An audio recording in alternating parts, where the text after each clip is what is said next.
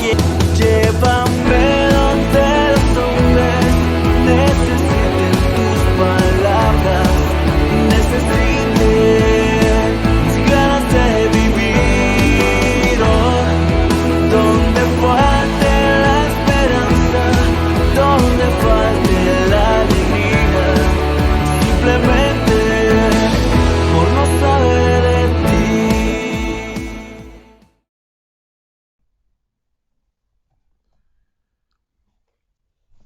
Empezamos un curso extraño en una situación que para todos, a nadie se le oculta, es totalmente nueva.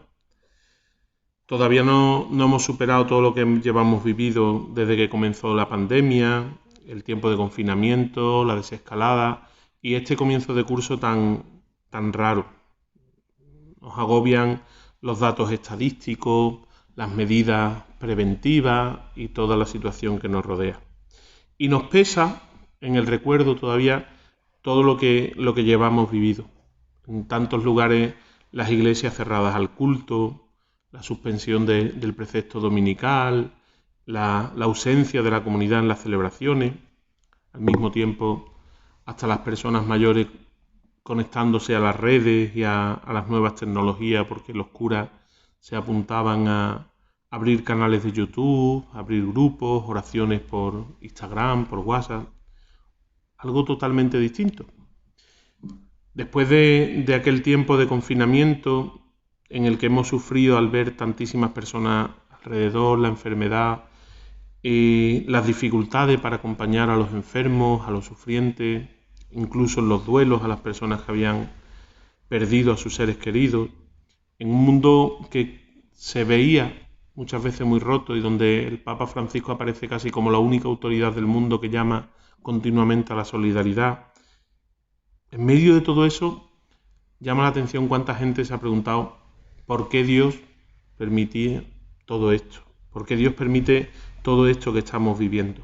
Es verdad que hay muchísimo sufrimiento alrededor, más del que muchas veces queremos ver, porque nos hemos acostumbrado a reducirlo todo a los datos, pero hay un sufrimiento enorme, por un lado en la amenaza física, en la enfermedad, todavía mayor si se apura en las consecuencias sociales, económicas, pero también hay un enorme sufrimiento psicológico, provocado por los miedos, por las ausencias, las soledades, por un ambiente cada vez más crispado.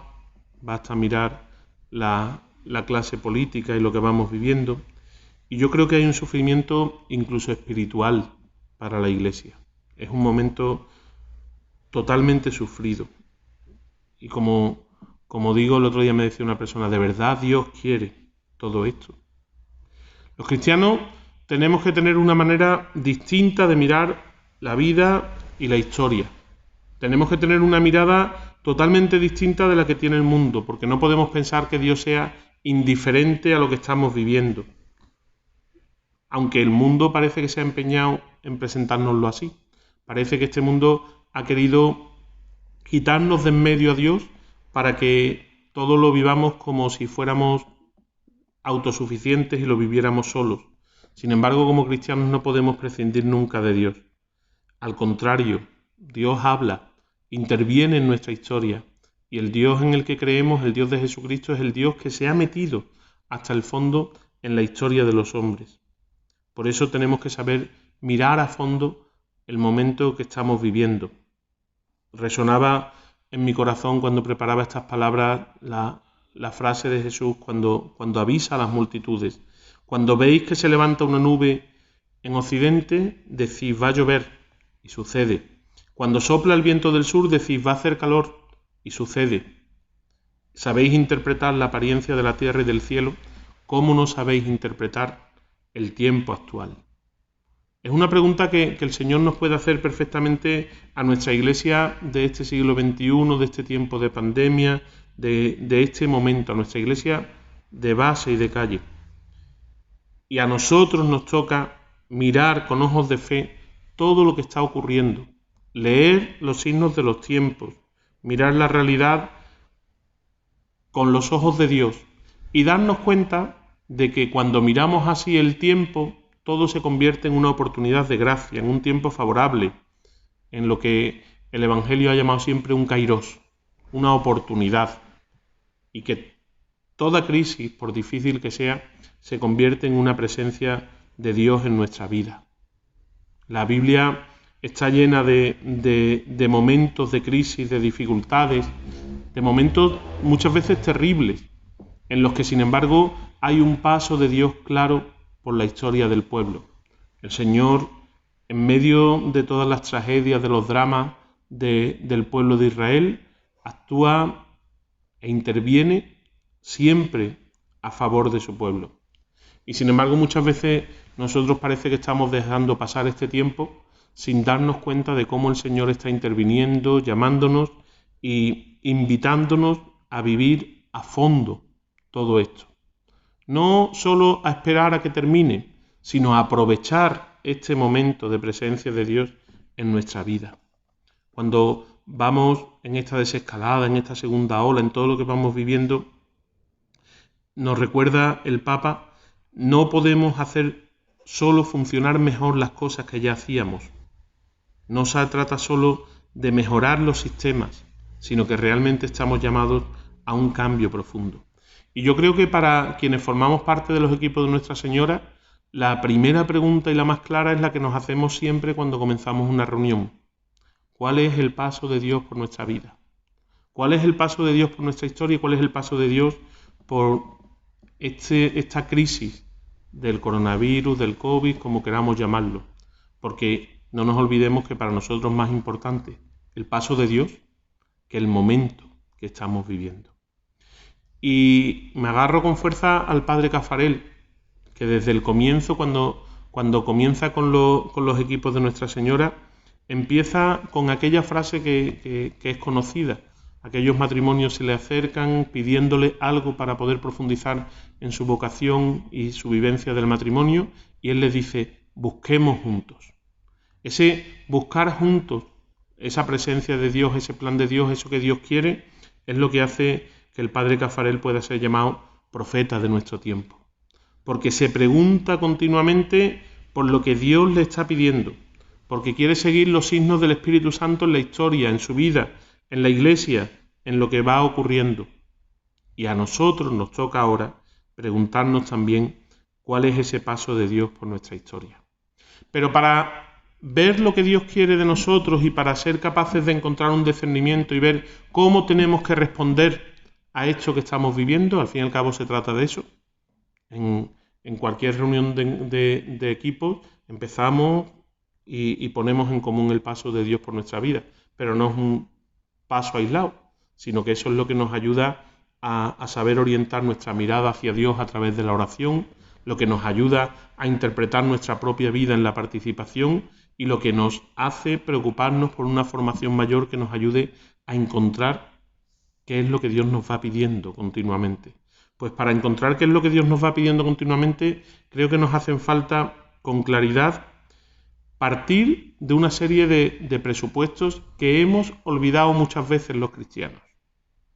Lo digo un poco atrevido por mi parte, perdonadme la osadía, pero muchas veces hemos olvidado algunos presupuestos que se nos escapan. El primero es que muchas veces pensamos como el mundo y no como Dios. Pensamos como los hombres y no como Dios. Muchas veces estamos más preocupados de huir de la cruz que de buscar lo que Dios quiere. No es nada nuevo. O sea, le pasaba ya a San Pedro y a los discípulos, que después de anunciarles la pasión y la cruz, el Señor, Pedro recrimina a Jesús los planes que había puesto delante de él. La cruz para ellos es un escándalo. Sin embargo, para Jesús el escándalo es huir de la cruz. Y así se lo dice a Pedro, ponte detrás de mí, Satanás, que piensas como los hombres, no como Dios. Me obstaculizas, me escandalizas. Eres para mí un obstáculo.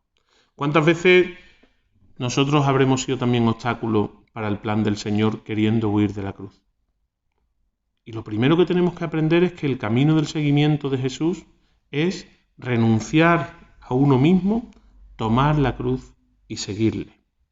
Sin esa premisa, no sirve para nada que pensemos que es lo que Dios quiere de nosotros. Si no estamos dispuestos a renunciar a nosotros mismos, a tomar la cruz y a seguirle, no sirve de nada que nos preguntemos por dónde quiere llevarnos, porque al final seremos nosotros quienes seguiremos marcando el camino. Renunciar a uno mismo no es solo un cambio superficial, no es solo un esfuerzo pequeño, ni siquiera una regla de vida estupenda en la que uno se mortifica y cambia ante los demás, sino renunciar a sí mismo es una conversión profunda, es la inversión de todos los valores, es ser capaces de abrazar la cruz. No es solo tomar con paciencia las tribulaciones cotidianas, sino es llevar con fe y con responsabilidad esa parte que nos toca de la lucha contra el mal. Cargar la cruz es saber que participamos en la salvación del mundo. Y eso conlleva sufrimiento, cansancio, trabajos, dificultades. Y la pregunta es si estamos o no estamos dispuestos a cargar con la cruz con Jesús. Si estamos dispuestos o no a participar con Cristo en la salvación del mundo, sabiendo que no lo vamos a hacer solos, sino que cargamos con su yugo y que Él carga la cruz antes que nosotros. Por contra, muchas veces nosotros vamos pensando con los pensamientos del mundo.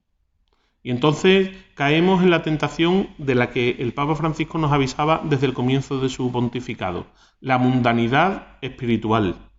¡Qué verdad tan grande! Es uno de los grandes problemas que estamos viviendo los cristianos ahora mismo. Fijaos cómo lo describía el Papa en la Evangelii Gaudium. La mundanidad espiritual que se esconde detrás de apariencias de religiosidad e incluso de amor a la Iglesia es buscar, en lugar de la gloria del Señor, la gloria humana y el bienestar personal.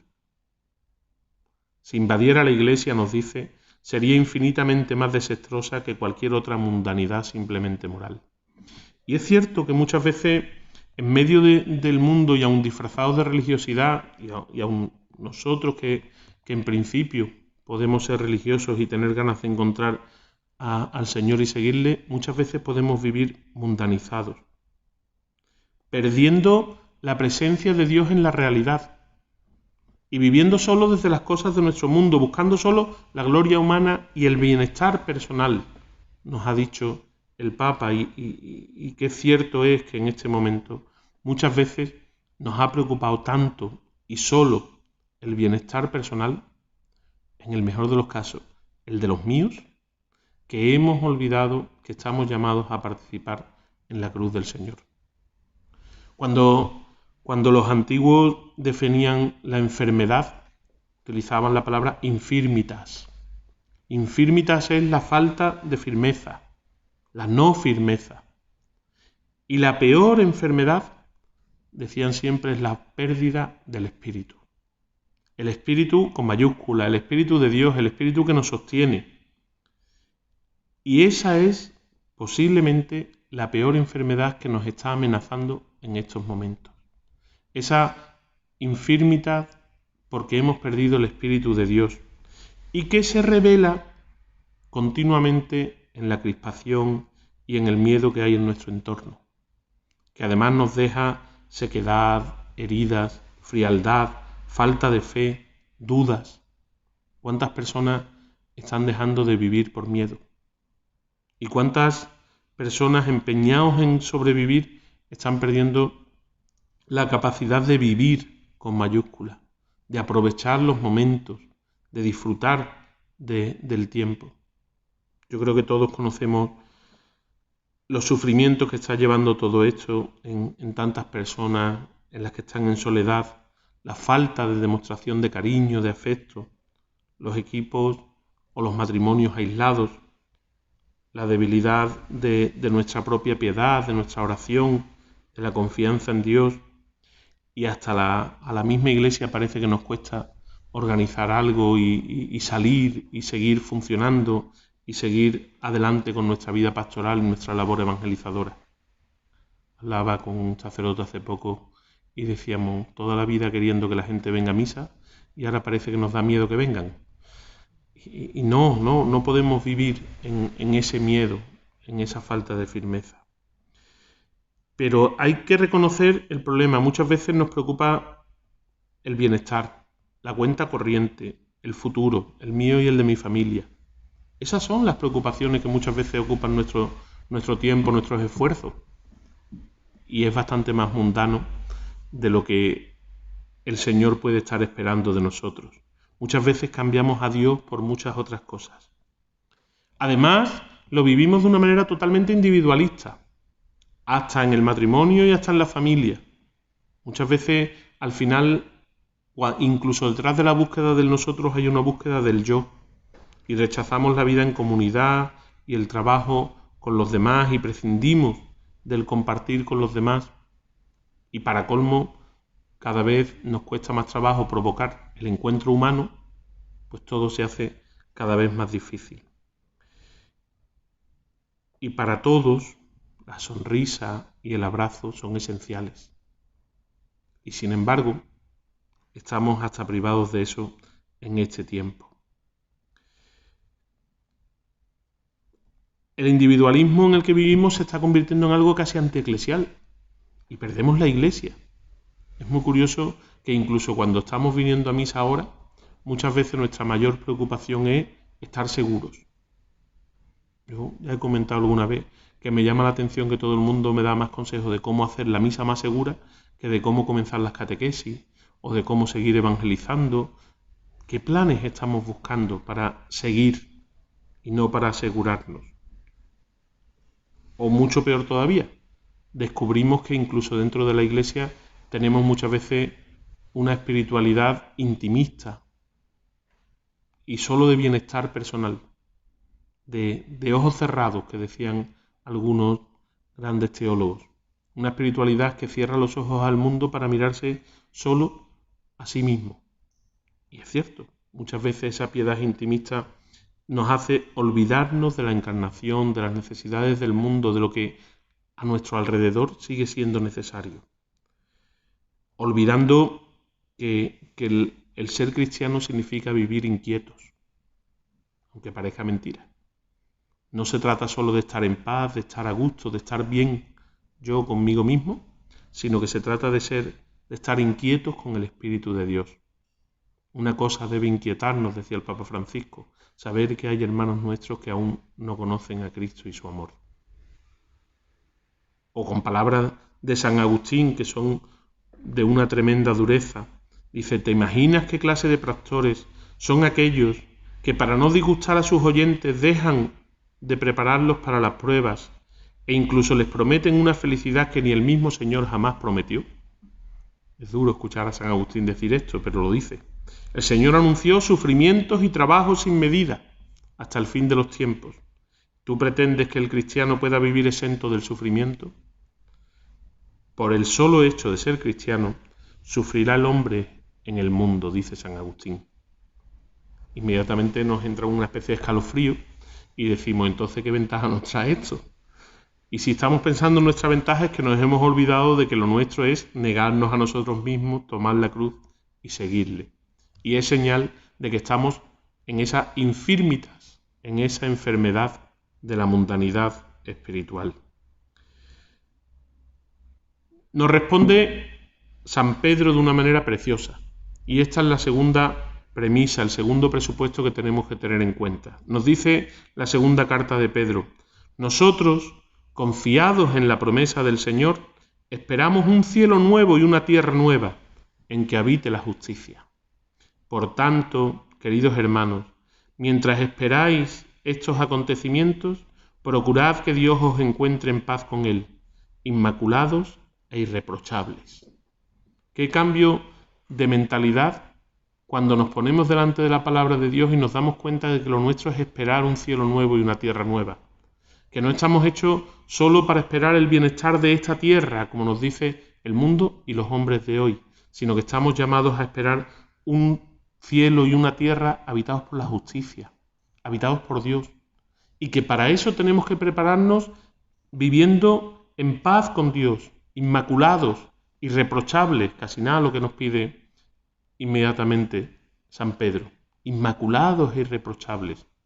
Todavía nos da un respiro, porque nos dice enseguida: considerad que la paciencia de Dios es nuestra salvación. Menos mal, porque si no, a ver cómo nos presentamos inmaculados e irreprochables ante Dios. La pregunta es si este es nuestro criterio a la hora de elegir nuestra vida y de tomar nuestras opciones. Porque el problema es que muchas veces estamos absolutizando lo relativo y relativizando lo absoluto. Me explico. Esta crisis que estamos viviendo debería ayudarnos a mirar nuestra vida y a redescubrir dónde está lo verdaderamente esencial. Creo que todos en algún momento, sobre todo durante el confinamiento, hemos pensado qué es lo esencial de nuestra vida, lo que entonces nos faltaba o aquello de lo que nunca podríamos prescindir. Muchas veces hemos tenido la esperanza de que el confinamiento nos sirviera para cambiar nuestros valores. Yo la fui perdiendo poquito a poco y me fui dando cuenta de que muchos veían el confinamiento como un paréntesis para volver a lo de antes. Y ahora aparece la nueva normalidad, que no tiene nada de nuevo y no tiene nada de normalidad. Es lo antiguo con mascarilla.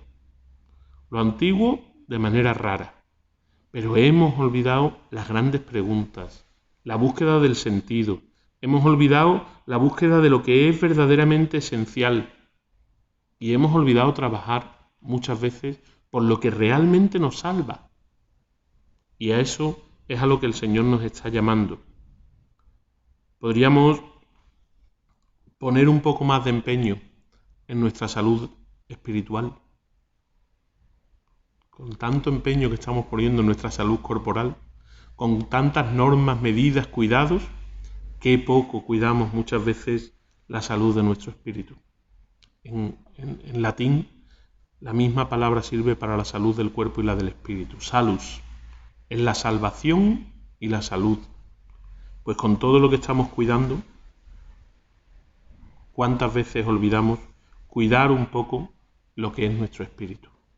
Cada uno personalmente, porque hasta los cristianos muchas veces hemos olvidado esa necesidad de salvación del espíritu, pero sobre todo como sociedad. Porque bajo la excusa de proteger una salud que hemos convertido en un absoluto, muchas veces hemos abandonado a los vulnerables. Y lo seguimos haciendo. En España es una paradoja terrible y demoníaca que mientras estamos queriendo proteger a toda costa la vida y la salud, se esté aprobando una ley de eutanasia que acaba con el vulnerable, con el débil, con el que sufre. También, abro paréntesis, Hitler llamó ley de compasión a la ley con la que acabó con las vidas de tantas personas con menos capacidades o con más dificultades. O el anuncio de la ley del aborto, que sigue siendo un atentado contra la vida. El año 2018 hubo 95.917 muertes, casi el doble que las del COVID, de niños no nacidos en España. 95.917 muertes, provocadas y hasta aplaudidas. Hay un combate en el mundo. Hay un combate entre el bien y el mal. Hay un combate entre la salvación y la condena, no solo la propia, sino la de tantas personas. Y muchas veces podemos estar engañados queriendo salvarnos nosotros, darnos salud, y en cambio estar perdiendo lo que es esencial. El combate por el bien, el combate por lo que Dios quiere. El tercer supuesto, para que nos aliviemos un poco, es una doble noticia que ya he escuchado yo en alguna ocasión que decía una monja que yo conocía muy animada, que decía: te voy a dar dos noticias que te van a cambiar la vida. La primera es que hay Dios y la segunda que no eres tú. Son unas noticias maravillosas. Hay Dios y no eres tú. Y eso nos ayuda a mirar todo lo anterior de una manera distinta. Primero, que hay Dios, con lo cual siempre vamos a tener a quién agarrarnos y en quién sostenernos, porque además el Dios que hemos conocido es un Dios de amor, es un Dios de providencia, es un Dios que nos cuida y es un Dios que nos protege. Y segundo, que no estamos solos. No soy yo el Dios que tiene que construir la vida ni que tiene que salvarlo todo, sino que solo tengo que colaborar con Él en lo que Él me pida. Al comienzo del confinamiento, don José Mazuelo, que entonces era obispo de Jerez, escribía una carta pastoral y nos decía: es tiempo de volvernos a Dios y de recordar que más allá de la salud de nuestro cuerpo, la salud de nuestra alma también necesita ser cuidada. Y citaba la frase de Jesús: más bien temed aquel que puede hacer perecer tanto el alma como el cuerpo en el infierno. Para nosotros como movimiento tenemos que sentirnos interpelados ante Dios y ante el pueblo, porque esta es una ocasión para detenernos, para discernir, para evaluar todos los dramas, las tragedias que se experimentan en el mundo y descubrir nuestra responsabilidad y descubrir de nuevo que estamos llamados a colaborar con Dios en la evangelización, que tenemos que preocuparnos de los demás, que tenemos que vivir dándonos y buscando lo que Dios quiere y renovando primero nuestra propia confianza en Dios, sabiendo que el sentido de nuestra vida pasa primero por la esperanza de la salvación, cumpliendo con lo que el Señor está esperando de nosotros. ¿Cuál tiene que ser entonces nuestra actitud? Yo creo que partiendo de esas tres premisas, buscar lo que Dios quiere. Había una persona, un chaval joven, que cuando comenzó el confinamiento y se enteró de que le iban a cerrar la iglesia de su pueblo, me dijo una frase que a mí me ha marcado durante todo este tiempo: ¿cómo no acudir a Dios si de Él depende todo? Y eso nos ha dicho el mundo que no es así. Y en parte nos lo hemos tragado. Y nos ha parecido que podíamos prescindir de Dios, que somos autosuficientes, que podemos salir solos. Y tenemos la tentación de seguir por nosotros mismos. Y tenemos la condena de creer que tenemos que seguir por nosotros mismos. Porque cuando prescindimos de Dios, todo el peso recae sobre nuestras espaldas. Y entonces es cuando aparece la crispación y el miedo. La privación de la gracia nos lleva al miedo ante lo que viene y a la crispación con los demás.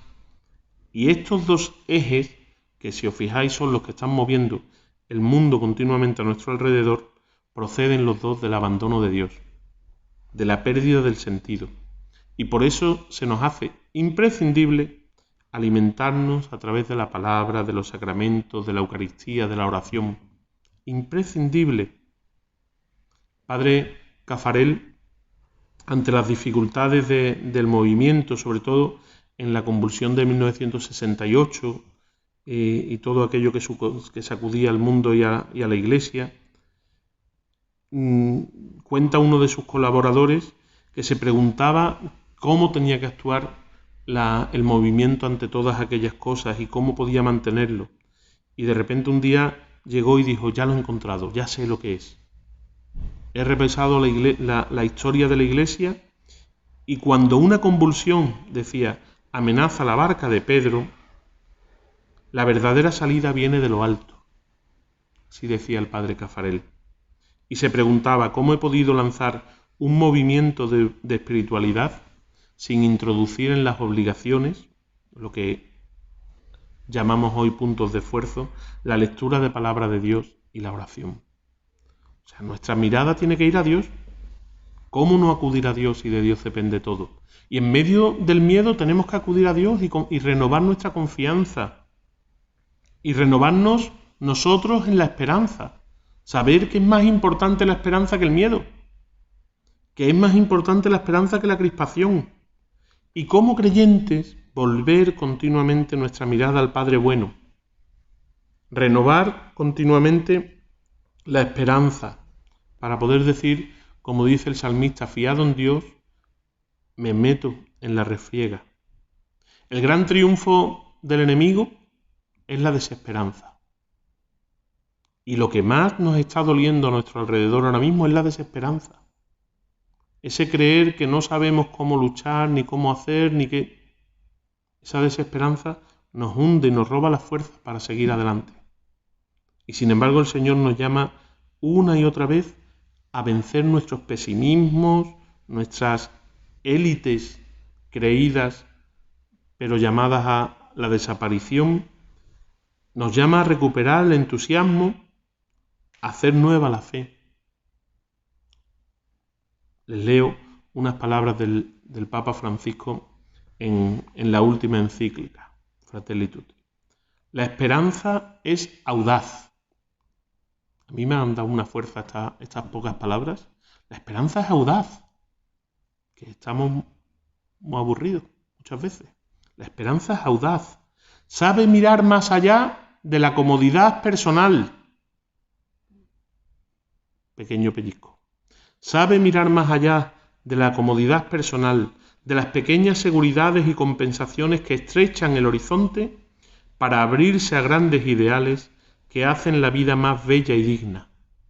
Caminemos en la esperanza. Tenemos que descubrir continuamente que nuestra vida es un camino en esperanza, descubriendo la presencia de Dios con nosotros, que nos comunica, que anima, que contagia y que nos convierte a nosotros en voceros, en luz para los demás, que nos hace contagiar también la alegría a los demás, no tanto por lo que decimos y enseñamos como por lo que vivimos. Hace unos días un responsable scout me contaba, muy sorprendido, que iba con sus chavales haciendo una marcha y de repente dijeron, vamos a bañarnos aquí, y se quedaba sorprendido de ver cómo los chavales tenían actitudes tan parecidas a las que a él le gustaban siempre en su vida, sin haberles dicho nada. Contagia más lo que vivimos que lo que decimos. Contagia. Los que sois padres lo sabéis bien. Se enseña más con lo que se hace que con lo que se dice. Nosotros necesitamos renovar la esperanza con la fuerza de los sacramentos, que es una fuerza real, no es emocional ni es simbólica solo, es real. Por eso necesitamos la oración diaria, la Eucaristía, rezar unos por otros, la intercesión continua, que es la primera ayuda mutua, el cuidarnos unos a otros. Y se trata de pensar nuestra vida desde Dios, para crear un mundo con sabor a evangelio, que nos dice también el Papa. A menudo pensamos en clave de comodidad, de seguridad, no de cruz. Y el Señor nos está invitando a abrazar la cruz no por lo que tiene de sufrimiento, sino por lo que tiene de salvación, de lucha contra el mal, a renunciar a un cristianismo a la carta, que es el que se nos ha presentado más en los últimos tiempos, y a abrazar el camino que el Señor quiere poner para nosotros. Muchas veces preocupándonos de aliviar el dolor de los demás, el sufrimiento de otros. Fíjense cómo describe el Papa esta pandemia. El dolor, la incertidumbre, el temor y la conciencia de los propios límites que despertó la pandemia hacen resonar la llamada a repensar nuestros estilos de vida, nuestras relaciones, la organización de nuestras sociedades y todo el sentido de nuestra existencia. Necesitamos repensarlo todo desde Dios. Ya el padre Caffarel invitaba a los matrimonios a vivir como unas pequeñas comunidades de fe que fueran un signo de un modo nuevo de vivir para el mundo. Fíjense, decía de una manera preciosa, si los equipos de Nuestra Señora no son la cantera de hombres y mujeres dispuestos a asumir con valentía sus responsabilidades en la Iglesia y en la sociedad, pierden su razón de ser. Una llamada exigente, no a la comodidad, sino a la entrega, a un esfuerzo profundo, redescubriendo además que no es algo solo para nosotros, sino que es para los demás, para la Iglesia y para el mundo. Redescubriendo la verdad de la Iglesia doméstica y el deseo de la Iglesia universal. En el tiempo del confinamiento hemos vivido con tanta fuerza estas dos cosas que de repente parece que se han desinflado. Qué grande es la Iglesia doméstica y cómo la hemos vivido en este tiempo en el que no podíamos salir de casa. Este tiempo tendría que purificarnos de nuestros esquemas muchas veces egoístas y de todas esas formas que oscurecen la belleza del Evangelio y de la liturgia y de la fe. Tendríamos que descubrir de nuevo y aprovechar lo que hemos vivido para gritar con fuerza la importancia de la Iglesia doméstica, de la familia, de crear una espiritualidad familiar en la vida, en la vida. ¿Qué diferencia las familias que han vivido unidas este tiempo de confinamiento a las que lo han vivido divididas, quebradas o enfrentadas y en guerra en este tiempo? ¿Qué diferencia? En la vida es importante redescubrir esa espiritualidad de la familia. Y en la fe, esta Semana Santa tan especial y tan distinta que hemos vivido, con celebraciones familiares, en pequeños, donde el centro no era ni el cura, ni siquiera la celebración telemática que nos hemos buscado en el YouTube y todas esas cosas, sino que el centro era la familia unida, con el signo que hayamos puesto, que a lo mejor era una velita, como cuando nos reunimos los equipos, o el que cada uno haya podido poner, o las oraciones con los niños antes de dormir, las pequeñas catequesis que se han dado en casa. Qué importante es la fe vivida en familia. Pero además no por contra a la Iglesia Universal, sino como primera célula de la Iglesia Universal. Porque al mismo tiempo que vivíamos eso, vivíamos más que nunca el anhelo de la Iglesia Universal, el anhelo de la comunidad, el deseo de vernos, el deseo de rezar juntos, el deseo de compartir los sacramentos. Y cuando podíamos celebrar los sacramentos, ¿cuánto echábamos de menos a la comunidad? Los que estábamos celebrando la Eucaristía. ¿Cuánto echábamos de menos a los demás? Entonces se trata de vivir con profundidad esa vida de familia, esa vida de iglesia doméstica, sabiéndonos llamados a la Iglesia Universal y a su misión en el mundo. Utilizo de nuevo palabras del padre Caffarel. Veo en la renovación del matrimonio una esperanza preciosa para aquellas partes del mundo donde las estructuras eclesiásticas están paralizadas o suprimidas y donde el culto no siempre es posible. Sirva para los tiempos que hemos vivido. La Iglesia de Cristo se refugia, se concentra, si se me permite, en hogares cristianos. Y en esas familias catacumbas reside una vida elemental, pero capaz de los más bellos frutos de santidad.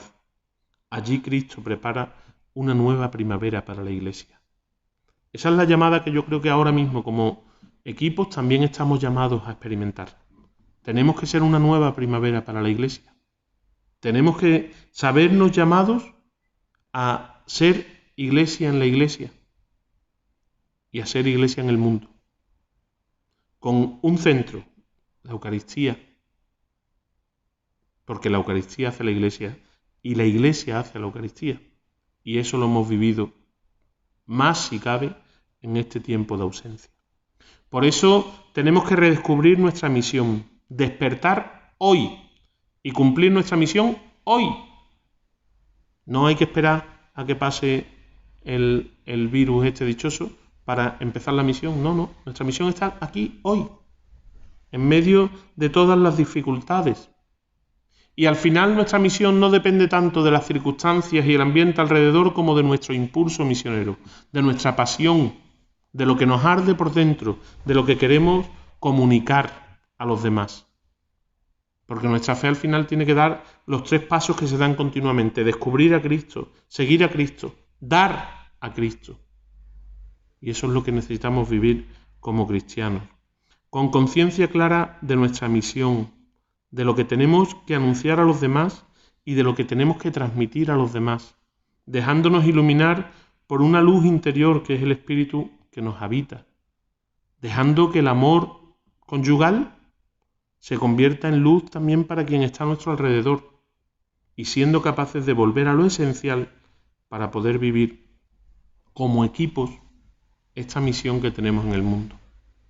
El tema de este año nos viene muy bien con esto de la misión.